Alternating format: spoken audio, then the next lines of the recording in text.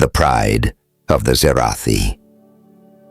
In all my cycles as Grand Chronicler of the Zerathi Empire, I had never witnessed such an astonishing downfall. Oh, how the mighty Dravnex would hate that I'm recording this tale. But record it I must, for it serves as both a warning and, dare I say, an endless source of entertainment for future generations. Dravnex stood 3 meters tall, with armor plates that could deflect plasma rays and muscle dense enough to withstand immense pressure. His reputation preceded him across 17 star systems, and his name alone was enough to make planetary governors surrender without a fight. The pride of our military, they called him, the undefeated champion of the Zerathi Empire. What a joke that title seems now. But perhaps I should explain how our mighty empire, spanning 3 galactic arms and commanding technologies that could reshape solar systems, came to experience its greatest humiliation. The Zerathi Empire had conquered every species we encountered through our time-honored tradition of ceremonial combat, one warrior against another. No weapons, no armor, just pure skill and strength.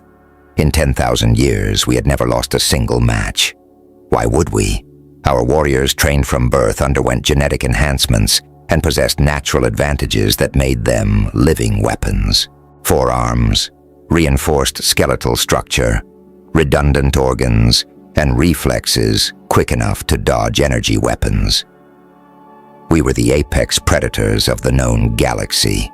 When our scout ships first detected the radio signals from that insignificant blue planet, we followed our standard protocol: observe, assess, and challenge.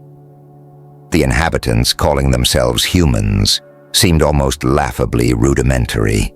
Their fastest ships couldn't even reach their own system's outer planets. Their strongest materials would barely qualify as decorative ornaments in our society. And their bodies, soft, fragile things with only 2 arms, no natural armor, and absolutely no biological redundancy. I remember Dravnex's booming laugh during the initial briefing.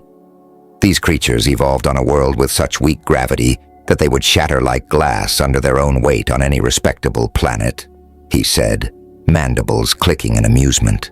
Perhaps we should classify them as sentient plants and move on. That suggestion got quite a few laughs in the war chamber. Even Supreme Commander Tarn Vek seemed amused. But protocol was protocol, and we had to offer them the traditional challenge before beginning the integration process into our empire. Looking back now, I wish we had just classified them as plants. Following standard invasion protocols, we dispatched our most sophisticated stealth vessels to gather intelligence. The reports they sent back had our analysts puzzled, amused, and occasionally concerned about the observers' mental stability. "Supreme Commander," one scout reported, visibly confused. "The humans appear to voluntarily poison themselves for entertainment. They consume fermented beverages that impair their cognitive functions, then engage in behaviors that often result in injury, and they laugh about it." Tarn Vek's secondary eyes blinked rapidly, a sign of disbelief. Perhaps it's some form of warrior training, testing their endurance against toxins. "Negative, Commander. They call it partying."